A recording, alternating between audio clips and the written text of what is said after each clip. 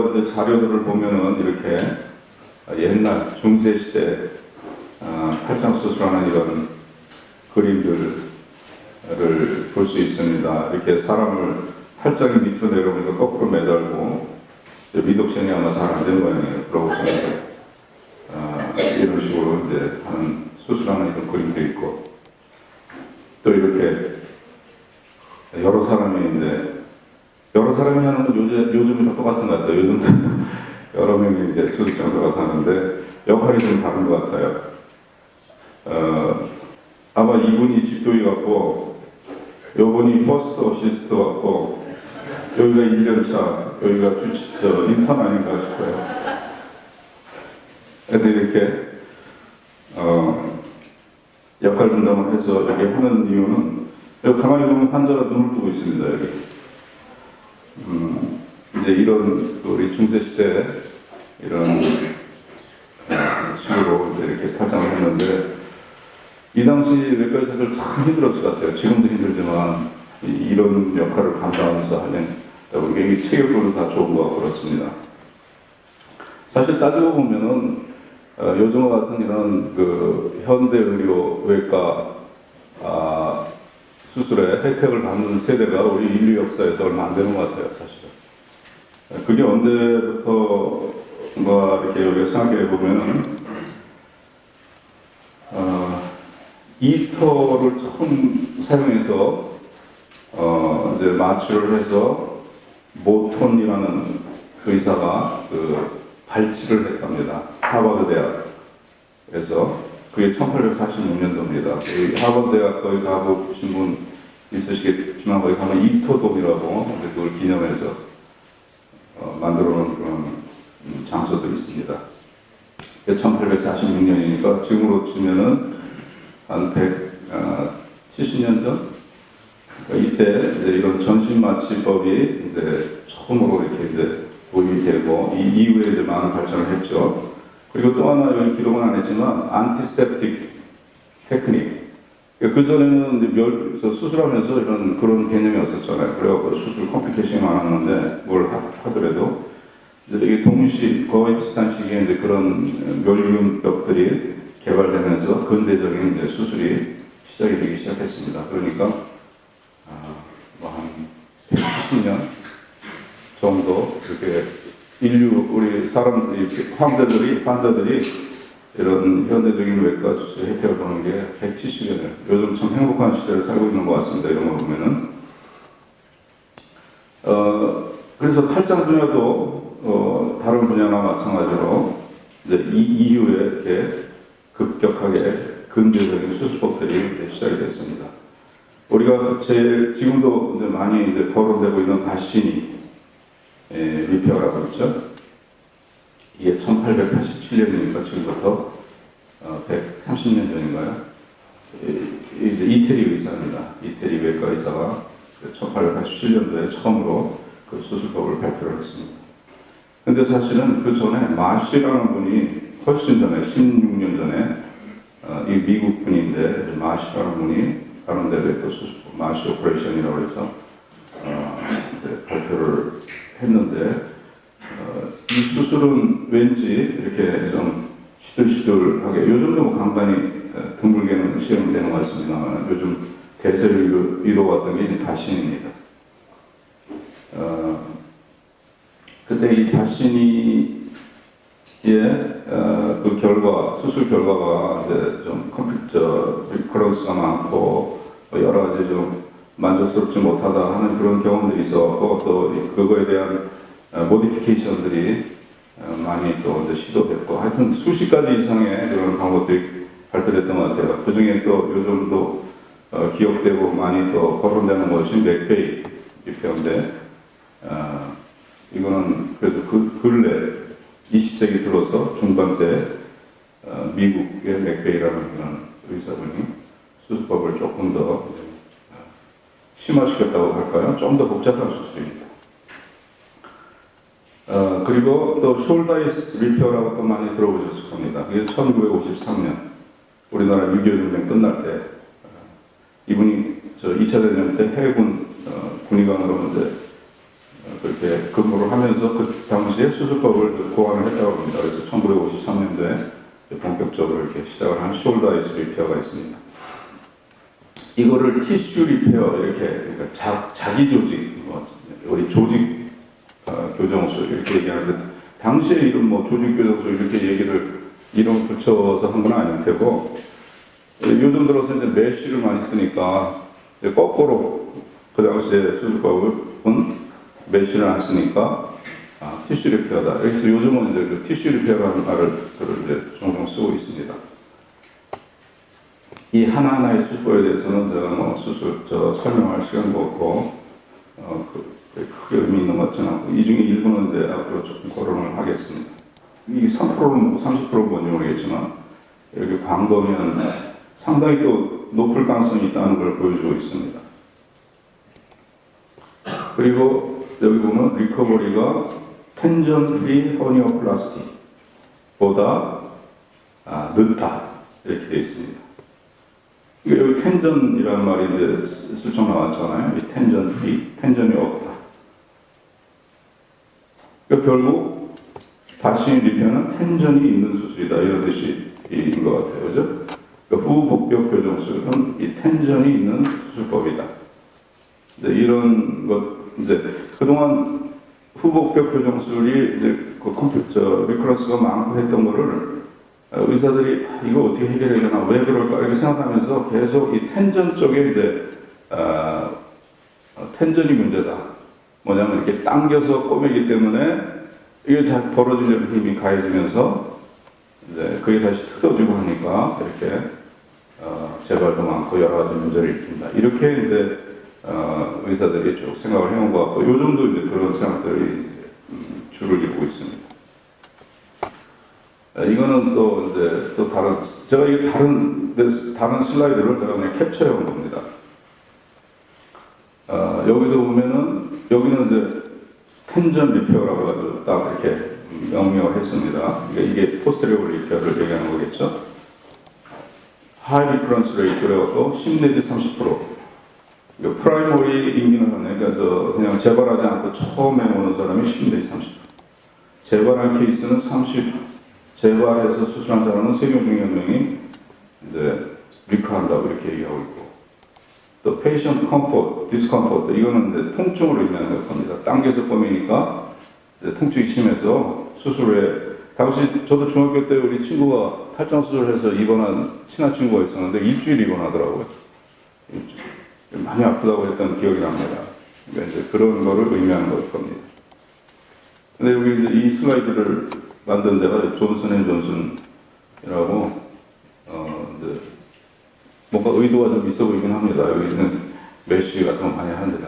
근데 그 전에 사실은 여기 제가 오늘 말씀드리는 게 좀 마음이 불편한 교수님들이 계시지 않을까 싶은 생각이 들어서 조금 죄송하긴 합니다. 저는 이 메쉬 쪽에 대해서 좀 문제점을 좀 얘기를 해야 되는데 요즘 뭐 대세가 그건데 그러다 보니까 제가 사실 이단아처럼 이렇게 좀 비난도 받고 그럽니다. 이게 무식한 의사라는 소리도 듣고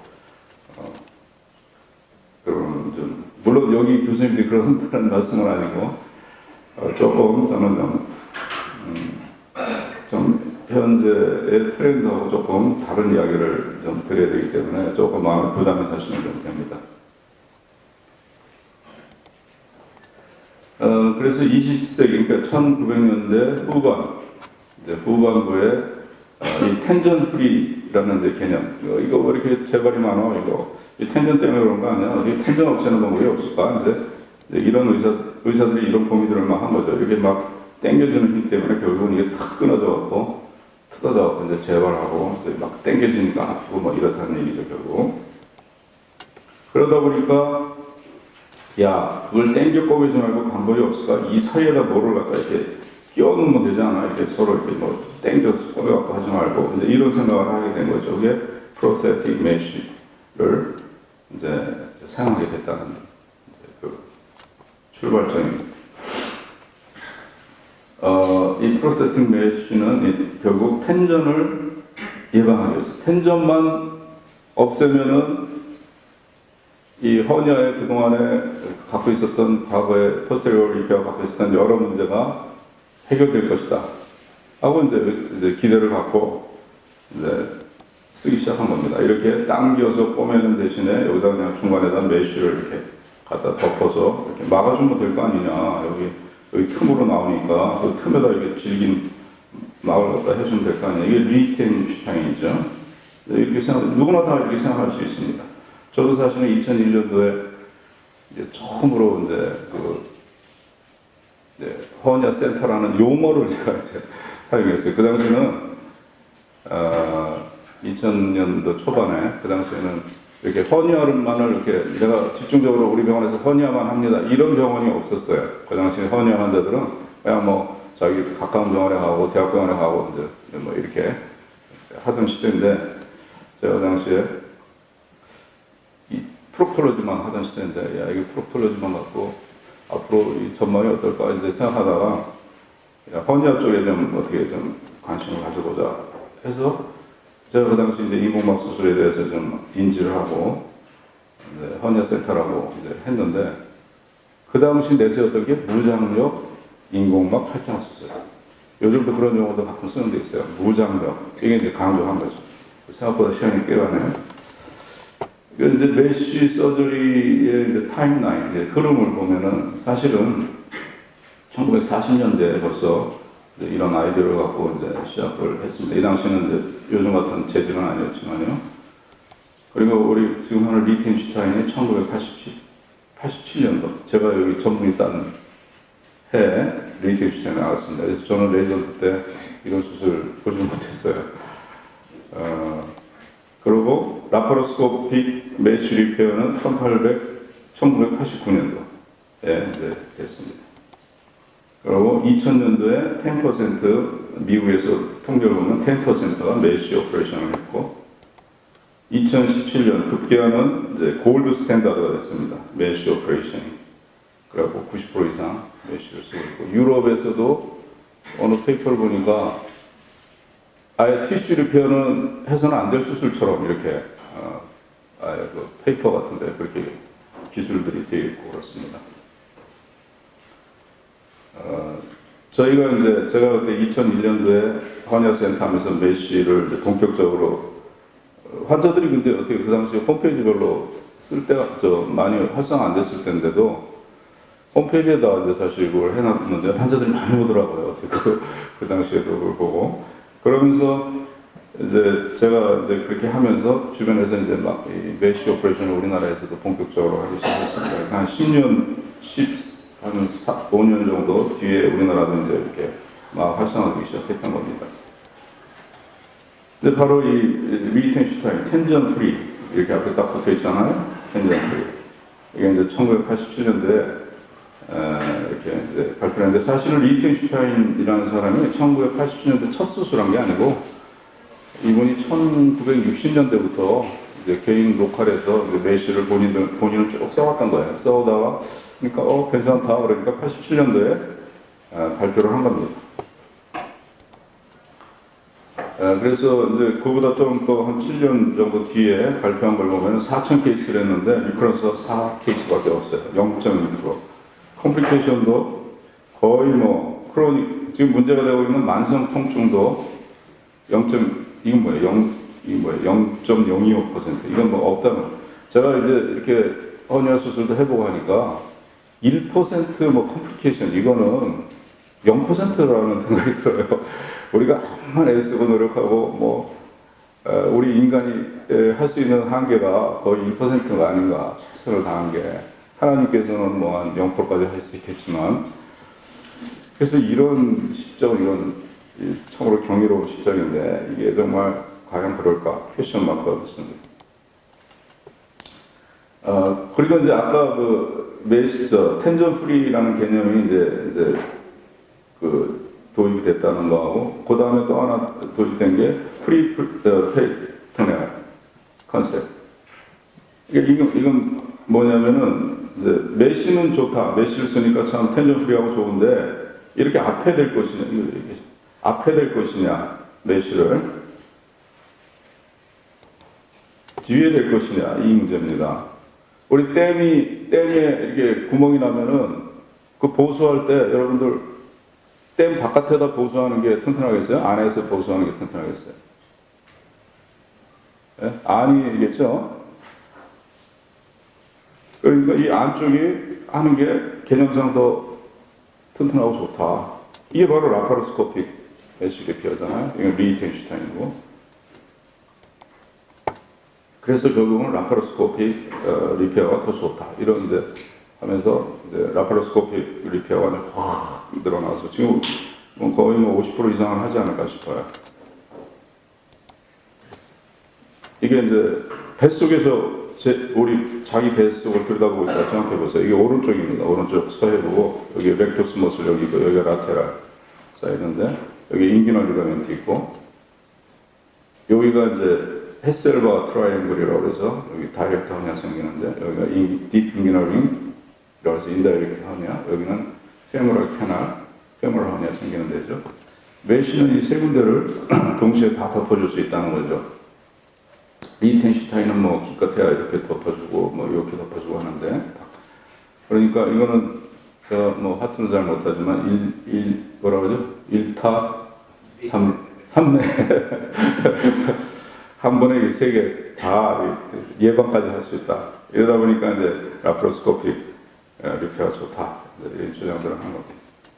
뭐 저는 근데 사실 라파로스코픽 서저리가 시작된 게 1987년이더라고. 또 아쉽게 제가 전문의 따고 나서 시작이 되어서 저는 참 그런 것도 못 배웠습니다. 여러분들은 참 행복한 세대에 살고 계십니다. 이거는 이제 그래도 한참 오래전에 나온 이제 그 메타 아날리시스라는 그 적인데 여기 보면은 이제 라파로스코피하고 이제 리히텐슈타인 그러니까 안이냐 바뀌냐 이걸 이제 여기 근데 여기 보면은 라파가 리크런스가 좀 더 높아요. 이것도 좀 높죠? 숫자로 이것도 그렇고. 근데 라파가 더 좋아야 되는데 이렇게 더 높아요. 물론 여기 보면은 차이가 없다고 이렇게 되긴 합니다. 아마 통계적으로 유의하지는 않은 모양이에요. 그렇지만 하여튼 경향성은 보면은 라파 쪽이 조금 더 리크런스가 더 많은 걸로 이렇게 물론 이제 과거고 최근에는 뭐 더 개선됐을 수 있겠습니다만은 그러니까 우리가 이론적으로 생각하는 거하고 실제 나타나는 결과로 나타나는 거하고는 차이가 있는 것 같아요. 그러니까 그런 부분을 우리 의사들은 외과 의사들은 또 좀 염두에 둬야 될 것 같습니다. 더군다나 놀라운 페이퍼가 있습니다. 정말 어떻게 보면 안타까운 거죠. 2017년도 이게 아마 독일인가 어디서 나온 것 같은데 그 동안에 이제 쭉 그 유럽의 그 여러 가지 그거를 이제 페이퍼들을 리뷰를 했어요. 리뷰를 했는데 여기 보면은 여기 한번 해석을 좀 해볼까요? 시간 없지만. 그러니까 이제 인기널 허니아 리페어 서저리에서 그 모든 그 발전 이게 왜 생겼냐면 메쉬가 발전하고 라파로스 엔도스코픽 오퍼레이티브 테크닉이 발전함으로써 생긴 이런 진전에도 불구하고로 되어 있죠. 또 proportional recurrent inguinal hernia 재발성 서해부 탈장의 비율이 is still from 12 to 13%. 12 내지 13%. 그러니까 수술하는 모든 환자를 이렇게 해서 통계를 잡아봤더니 그 중에 12 내지 13%는 리커한 케이스를 수술한 거더라. 이게 정확한 리커런스 레이트를 반영한 건 아니라고 보지만 어쨌든 우리가 기대했던 뭐 1%, 2%, 3% 이때하고는 전혀 너무 차이가 많은 것 같아요. 그러니까 여전히 그 텐전 프리로 하고 프리페리토니얼 뭐 컨셉으로 한다거나 아니면 뭐 리히텐슈타인을 한다거나 함에도 불구하고 여전히 사실은 리커런스 레이트가 우리가 생각하는 것보다 많다는 뜻이죠. 여기. 더군다나 이거는 이제 뭔지 뭐 보신 분도 있으려나 모르겠는데 이게 메쉬입니다. 메쉬가 왜 빨갛게 됐느냐? 몸속에서 꺼낸 거예요. 저희 병원에서도 한 50명 이상한테 이제 이런 수술을 해주는데 이 페인 때문에 도저히 못 견디겠다 이러면서 이제 와서 제가 이제 제거를 해드린 케이스들이고 요거는 색깔이 다르죠? 이건 인피렉션 때문에 네, 압세스 계속 퍼스나고 해서 이제 이렇게 한 겁니다. 그래서 이 FDA에서 발표한 거에 의해서도 메쉬의 컴플리케이션이 뭐 페인, 인펙션 뭐 이런 또 바울 퍼프레션이라고 피스툴라 생긴 이런 얘기들을 이제 FDA에서도 인정을 하고 있습니다. 그리고 FDA는 또 이런 수백 건 이상의 이런 애드버스 이벤트 레포트들이 지금 계속 축적되고 있다. 이건 뭐 언제 발표인지 모르겠지만 이런 내용. 그러니까 계속 이게 그냥 일부 어떤 안티 메시 의사가 주장하는 게 아니라 실제로 이게 일어나고 있는 현상이라는 것을 우리는 알아야 될 것 같습니다. 여기 미국 BBC에서 한 2017년 6월 26일에 아예 뉴스에도 나왔습니다. 허니아 메시 리페어가 환자한테 크로닉 페인을 줄 수 있다는 이런 뉴스도 있습니다. 그리고 급기야는 이제 이 미국에서는 이게 이 소송이 이제 막 뭐 수백 수천 건의 소송이 지금 일어나고 있고, 제가 듣기로는 미국에서는 TV에 이렇게 의료 광고도 하고 그런데요. 그래서 이제 의료 소송 전문 변호사들이 허니아 메시 리페어하고 뭐 컴플리케이션 있는 분 있으면 저희한테 연락 주십시오. 이런 이제 변호사들의 광고가 뭐 수시로 나온답니다. 미국 분이 저한테 수술 받으러 와서 플로리다에서 온 분이 한 분 있었는데 그분이 그 얘기를 하더라고요. 또 이게 어디냐면은 우리나라가 아니라 시카고입니다. 시카고에, 그러니까 저희 서울 우리 기쁨병원에서 분당 서울대병원 오는 그 정도 거리에 고속도로, 시카고 주변 고속도로에 뭐 보시면 알죠. 허니아 메시 세틀먼트. 이제 이렇게 소송해주겠다는 거죠. 해결해주겠다는 거죠. 이런 입간판이 무려 몇 개가 있을 것 같아요? 6개. 6개가 있답니다. 이건 제가 뭐 이렇게 정보원을 다 파송해서 이게 한 게 아니고, 시카고에 사는 교민이 물어갖고 이제 찾아오셨어요. 메시 안 하는 병원 있나요? 찾아와갖고, 그래서 제가 이제 어떻게 오셨냐 그랬더니 자기 시카고 사는데 고속도로에 이런 게 있대요. 그래서 그러냐 그랬더니 이게 무려 6개나 있다는 거야. 16마일 거리에 6개가 있대요. 그래서 그랬어요. 그러면 수술받고 돌아가시면 사진 한 장 찍어서 좀 보내주세요. 그랬더니 다 보내줬더라고요. 자, 그러면 이제 어떻게 할 것이냐는 거죠. 이거 이제 메시 좋다고 해서 썼는데 생각보다 리커도 여전히 많은 것 같고, 이거 컴플리케이션 있고, 이거 어떻게 되느냐. 계속 고할 것이냐. 이건 이제, 그러니까, 이거 메시 자체에 무슨 뭐 문제가 있는 거 아니냐. 뭐 라이트 웨이트, 뭐 울트라 라이트, 뭐 이렇게 여러 가지 뭐 또 재질도 바꿔보고, 이렇게 해서 좀 컴플리케이션 좀 줄여보고, 뭐 이렇게 좀 해보자. 이제 현재 이런 쪽으로 이제 많은 연구들이 진행되고 있습니다. 물론, 저는 이제 이 부분에 대해서 잘 모르고, 이제 그래서 더 이상 할 얘기는 없지만, 물론 이것도 이쪽으로 또 이제 해결의 길이 이제 보일 가능성이 전혀 없다고 저는 뭐 이렇게 말씀드리지는 않습니다. 그렇지만 또 한편으로는, 이거 메시 안 되겠다. 써보니까 이게 아니구나 생각보다. 저도 사실 이쪽이에요. 그래서 저는 차라리 옛날에 포스테리어 리페하는 게 낫다. 이렇게 생각해요. 왜냐하면 메시에서 컴플리케이션 생기면 어떤 분들은 이거 제거하는 게 보통 힘든 게 아니에요. 특히 라파로로 집어넣으면은, 미국에서는 그거 제거를 하더라고요. 또 라파 해갖고. 근데 국내에서는 그거 하는 데가 없는 걸로 알고 있고. 그러니까 해결이 안 돼갖고 환자가 상당히 고통받고 다니는 분들이 있어요. 그리고 또 메시 넣고도 여전히 이제 리커하는 케이스들이 있는데, 그 경우에는 수술이 되게 힘들어요. 막 메시가 중간에 막 껴있기 때문에, 이거 도저히 뭐. 그래서 차라리 옛날 포스테리어 리페어한 케이스들 리커에서 오는 분 보면 깨끗해요. 수술하기 좋아. 쉽게 이제 다시 한번 하는 거야. 그러면 그게 낫지 않나 저는 생각해요, 솔직히. 그래서 이제 이렇게 옛날 방법으로 좀 해주세요. 이렇게 이제 우는 이제 이런 환자들이 이제 생깁니다. 저도 옛날 방법으로 하고 싶은데 그래도 또 이거 또 그렇잖아. 찜찜하잖아. 뭔가 그 문제가 있어서 집을 나왔는데 문제 하나도 해결 안 되는데 다시 집 들어가기가 그렇잖아요. 옛날 다시 돌아가야 되느냐? 그럼 뭔가 좀 조금 좀 다른 방법을 좀 찾아볼 수 없겠냐 이제 이쪽입니다.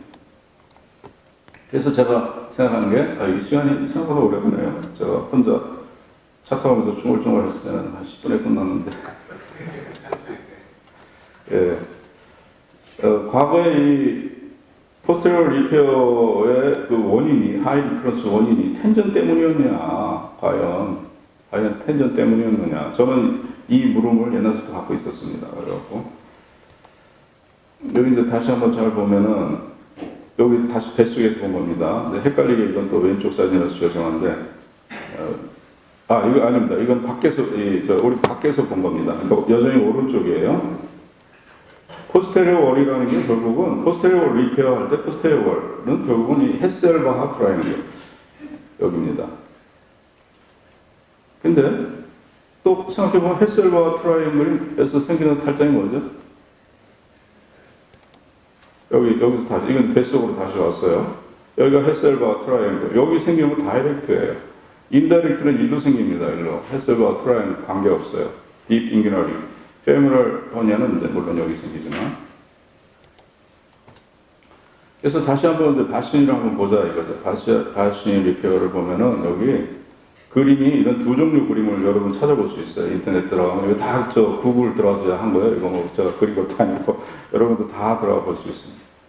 이렇게 이제 포스테리어 여기 저 헤셀바하 트라이앵글 여기 스포마틱 코드 있잖아요. 여기 밑에를 아주 촘촘히 꼬매졌어요. 옛날에 이렇게 인터럽트 해갖고 저 레전드 때 이거 하느냐 가지고 애먹었습니다. 옆에서 저 타이 해드리느냐고 이렇게 그림이 있는데 또 이런 그림들이 있어요. 이게 뭐가 다르냐? 똑같은데 잘 보시면 여기 뭐예요? 이게 inferior epigastric vessel입니다. 요걸 경계로 해서 요 밑에다 헤셀바하 트라이앵글이고 요 위에 딥 인기널 링이 있는 거예요. 그러니까 이 그림을 그린 분은 여기 보면은 슈처 라인이 이 위까지 올라가 있어요. 그죠? 그러니까 이렇게 그린 분은 이제 여기 딥 인기널링의 어떤 이걸 막아야 되겠다 하는 의도를 갖고 한 거고 요거는 이게 크레마스터 머슬 아닙니까? 이게 크레마스터 머슬의 여기 밑에만 요까지만 꾸몄잖아요. 이거는 이 위를 안 꾸민 거예요. 결국 이거는. 그죠? 물론 우리 레지던트 때 교수님들이 요 위에 바짝 해서 요걸 조여줘야 된다 이렇게 얘기를 많이 하셨어요. 그 당시는 이거 왜 조여줘야 되나 잘 뭐 의미를 정확히 모르고 조여줘야 된다니까 열심히 조여줬는데 어쨌든 그 개념이 이제 여기 이 부분도 좀 뭔가 좀 해결을 하자는 뜻이었던 것 같아요. 숄다이스 리페어라고 해서 이건 또 좀 복잡합니다. 이것도 여전히 포스테리어 리페어 이쪽을 주로 하는데 여기도 보면 그림을 저도 처음에 그래서 옛날에는 저도 이거 숄다이스니 바신이 이건 다 다이렉트 허니어 리페어 하는 수술인데 이걸 갖고 어떻게 인다이렉트를 한다고 그랬을까 하고 이제 했는데 요즘 들어서 좀 그렇게 비난한 거에 대해서 조금 죄송하게 생각합니다. 왜냐하면 여기 보면 여기 인프레 에피게스틱 베슬 있고 요 위까지 째갖고 거기까지 다 꼬매져요. 거기까지 다. 그러다 보니까 이 숄다이스가 과거에 포스테리어 리페어 20% 10% 리커런스 할 때 이 사람은 자기네는 1% 미만이다. 이렇게 이제 발표를 한 거예요. 근데 그거를 다른 타 병원에서 수술해보면 재현이 안 되는 거야, 그게. 우리가 해보니까 실제로 상당히 높던데, 뭐 저기 한 거 아니야? 막 이렇게. 근데 이제 차이는 여기 있었던 것 같아요. 여기. 근데, 사실 요즘도 유튜브에 들어가면 숄다이스 리페어 그 하는 동영상이 있습니다. 근데 보면은 끔찍하게 많이 째고 해요. 그래서, 암만 좋지만 난 저건 못하겠다. 정말 외과 의사인 제가 봐도 끔찍할 정도로 이렇게 상처를 10cm 이상 쫙쫙 째가면서 이제 하는데, 좀 그렇습니다. 그러니까 이제 이 바시니 리페어가, 이게 재발이 많다고, 아까 3 내지 30%라고 그랬는데, 요 3%는, 요까지 꼬매준 게 3%고, 30%는 요 안 꼬매준 거예요, 그러니까. 무슨 말씀인지 좀 이해가 되시죠? 그러니까 여기만 그런데 이제 다이렉트일 때는 여기만 꼬매줘도 돼요. 다이렉트는 여기서 생기는 거예요. 여기 꼬매주면 되지 않습니까? 근데 인다이렉트 문제인 거예요. 인다이렉트일 때, 인다이렉트 일로 나오는데 여기만 살짝 꼬매주고 해결했다. 이렇게 해놓으니까 이제 리커를 많이 한다, 이 말이죠. 그러니까 이런 오리지널 바싱이처럼 이렇게 다 해주면은 뭐 인다이렉트든 다이렉트든 상관없죠. 뭐 그냥 나는 칼 하나 갖고 다 하니까 난 칼 하나만 있으면 모든 걸 다 해결한다 이거죠. 근데 저는 이제 생각을 한 거예요. 아니 인다이렉트인데 왜 여기를 이렇게 째갖고 뭐 이렇게 또 해야 되느냐 이거죠. 요즘 미니멀 인베이시브 서저리 얘기하는 또 시대에 인다이렉트면 여기만 하면 되는데 왜 이걸 다 째고 이렇게 하느냐 이게 이제 제가 갖고 있는 생각이고 그래서 저희 병원에서는 인다이렉트, 다이렉트 이제 수술을 좀 달리하고 있습니다. 근데 아까 1871년도 가장 먼저 바시니보다 16년 전에 발표한 이 마쉬라는 분이 수술법이 바로 그거예요. 왜? 딥 인기널 링만 이렇게 막아줍니다.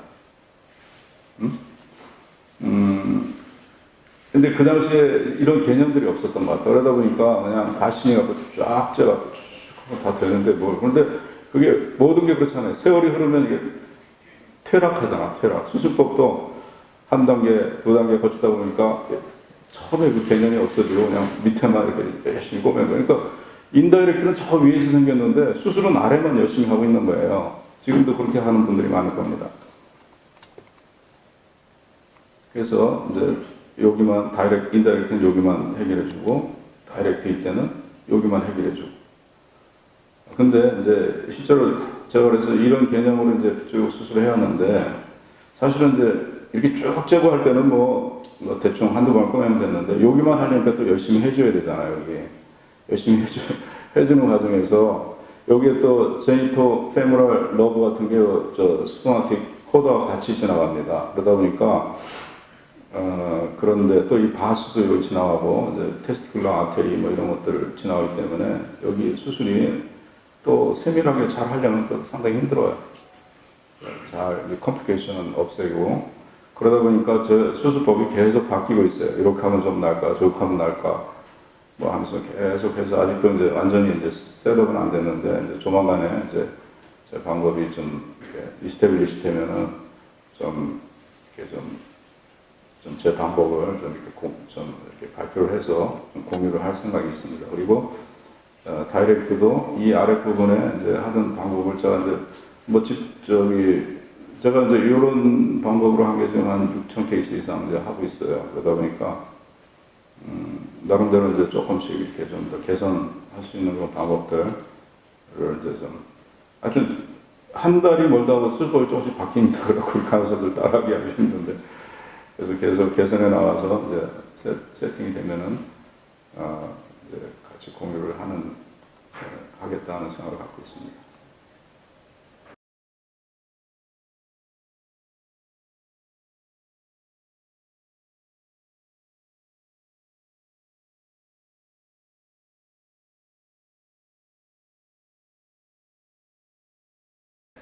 이상입니다.